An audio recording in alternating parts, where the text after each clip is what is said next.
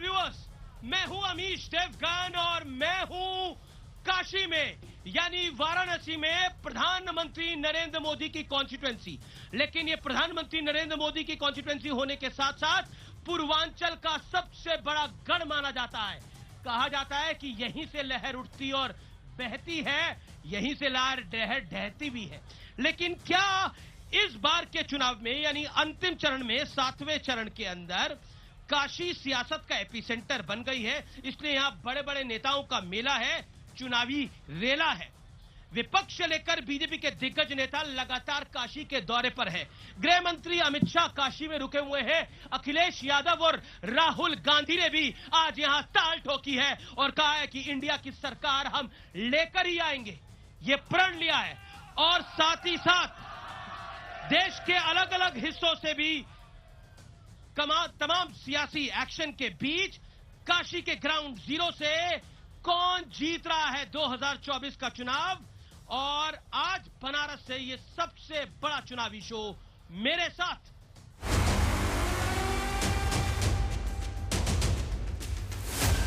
इन्हें लगता है ये मोदी की छवि पर कीचड़ उछालेंगे तो मोदी डर जाएगा। अरे इंडी वाले, कान खोल के सुन लो, तुम जितना कीचड़ उछालोगे ना, लोग उतने कमल ज्यादा खिलाएंगे। विपक्ष कह रहा है कि 400 पार की पहले मोदी जी बात कर रहे थे, अब नहीं कर रहे हैं। सभी राज्यों के भ्रमण से मैं देख रहा हूं कि ये आंधी है, आंधी। फाइनल नंबर आपका क्या है? हम 400 पार। क्या ये सिर्फ नारा था या वाकई 400 लाल पार लाने की प्लानिंग भी है? भारतीय जनता पार्टी ने तय किया था कि हम एक लक्ष्य लेकर के चलेंगे और वो लक्ष्य बड़ा होना चाहिए। 2024 की चुनावी लीला में नए नए रंग दिख रहे हैं और सबसे नया रंग दिखा है बिहार में, जहां लालू यादव टोपी पहनकर फुलवारी शरीफ के खानकाह पहुंचे और अपनी बेटी मीसा भारती की जीत के लिए पीर साहब का आशीर्वाद दिया। मोदी गए। अब देश के प्रधानमंत्री भारतीय जनता पार्टी एनडीए को 400 के पार आएगा और इंडी महागठबंधन, राहुल गांधी तो विदेश भागेंगे, लालू जी आज खनका में जाके टोपी पहन रहे हैं, अब परमानेंट मस्जिदे में जाके नमाज पढ़ेंगे 4 तारीख के बाद। इस बीच राहुल गांधी, तेजस्वी यादव और मीसा भारती का एक वीडियो भी सामने आया जिसमें वो लंच पर चुनावी चर्चा कर रहे हैं। नॉर्मल कैंपेनिंग होता है, वो जो चल नहीं रहा है बिल्कुल, और हमारी बात बोल रहे हैं वो। बिहार में कोई करंट वेव कुछ नहीं है उनका, ना भीड़ होती है ना कुछ होता है। अब लोग ऊब चुके हैं, क्रेडिबिलिटी चली गई पूरी। देश की जनता मोदी जी को भगा रही है फटाफट फटाफट फटाफट।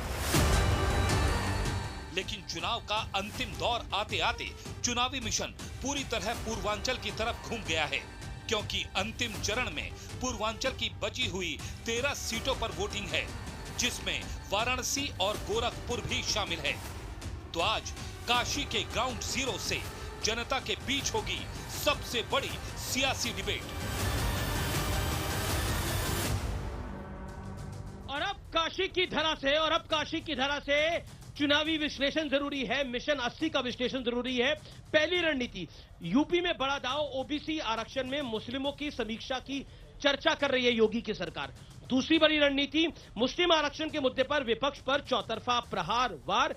तीसरी रणनीति, यूपी में सामान्य वर्ग के 34 और ओबीसी के 26 और एससी समुदाय के 16 बीजेपी उम्मीदवार। चौथी रणनीति, सोशल इंजीनियरिंग का ध्यान रखते हुए मुख्यमंत्री और दिग्गज नेताओं को पूर्वांचल में उतारा गया है।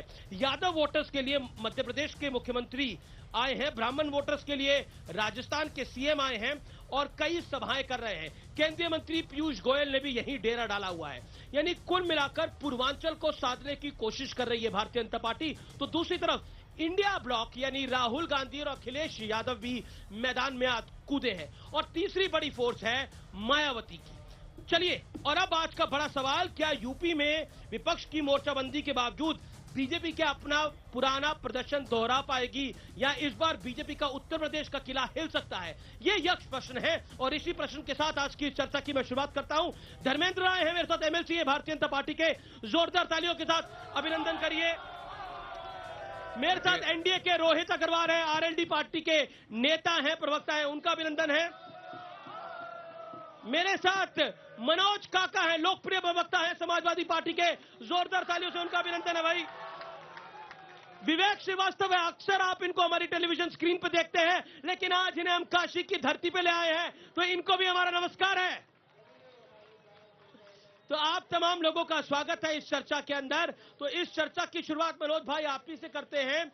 क्या आपको लगता है ये चुनाव, क्योंकि बड़े सारे उतार चढ़ाव के दौर हमने देखे, लेकिन अब ये आखिरी दौर का चुनाव है, अंतिम चरण का चुनाव है, आपको कहां जाता हुआ दिखता है? क्यों आपको भरोसा है कि मोदी नहीं आ रहे हैं? क्यों भरोसा है आपको?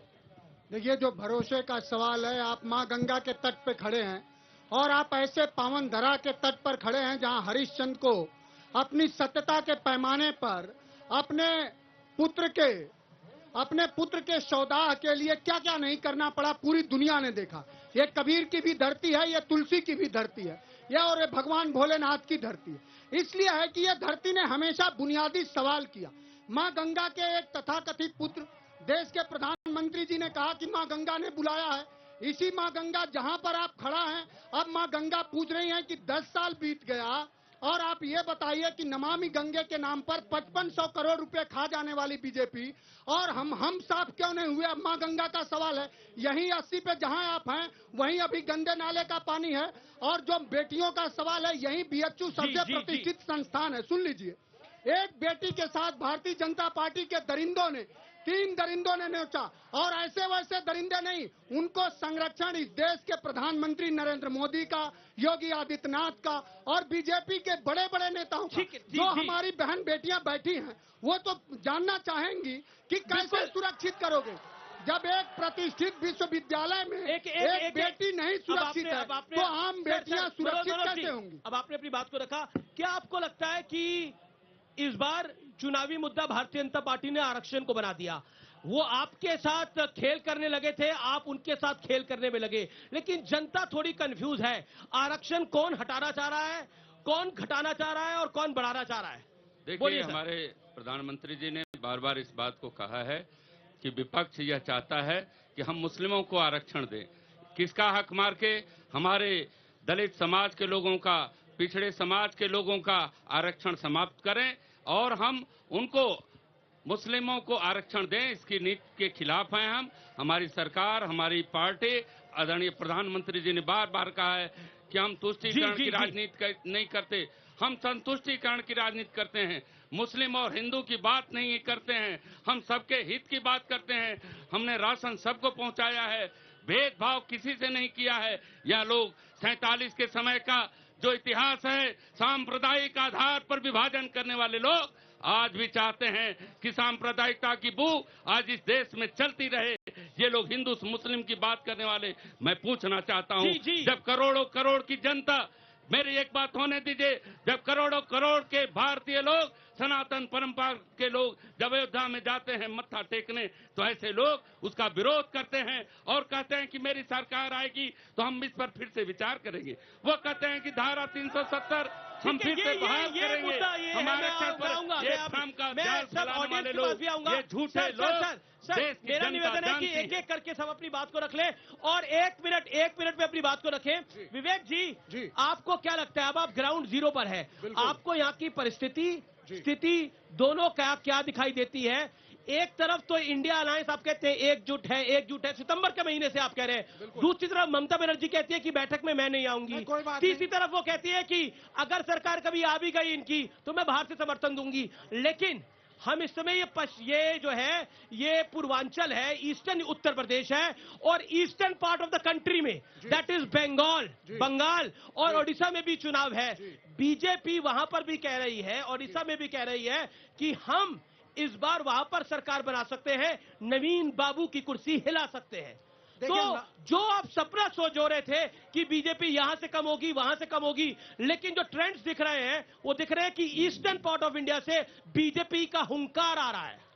यूपी में जिस किले की बात आपने कही बीजेपी के, ढा देंगे इस बार। इंडिया अलायंस 80 में से इनके किले को ढा के दिखाएगी। मेरे बीजेपी के मित्र में से कितनी? मैंने सुनिए, मेरे मित्र जो भाजपा की तरफ से बोल रहे थे, आपने इनका वक्तव्य सुना। पूरे वक्तव्य में मुस्लिम आरक्षण, हिंदू मुस्लिम और हिंदू मुस्लिम। यहाँ मेरे मित्र, मैं वाराणसी बनारस की भूमि पे आया हूँ, दिल्ली से आया हूँ, यहाँ की जनता की बात करूंगा। और यहाँ अमित जी आपके शो में आने से पहले लोगों के साथ था, एक आए, उन्होंने कहा जब जाएंगे तो मंच पे वो वृद्ध और बूढ़े बनारस के जो बैठे हैं उनकी पेंशन का मुद्दा उठाइए। क्या क्या है नरेंद्र मोदी ने उनके लिए? पहली बात। दूसरी बात, इतनी भीड़ बनारस में आ रही है, हम मीडिया में अक्सर सुनते हैं, लेकिन क्या उतने शौचालय, उतने महिलाओं के लिए सुविधाएं बनाई है बनारस में? नहीं बनाई है। ये दूसरा सवाल, ये वो सवाल है जो पब्लिक ने मुझे उठाने के लिए बोले हैं। तीसरा सवाल सुनिए अब आप, तीसरा सवाल सुनिए आप। लेकिन आपकी बात, आपने कह रहे पब्लिक ने आपको ये मुद्दे उठाने के लिए बोले हैं, बहुत अच्छी बात है, आप पब्लिक के नेता हैं, आप ये मुद्दे उठा रहे हैं, लेकिन आपकी पार्टी केरल के अंदर राहुल जी को उठा रही है। एनी राजा जी, वो कह रहे हैं राहुल गांधी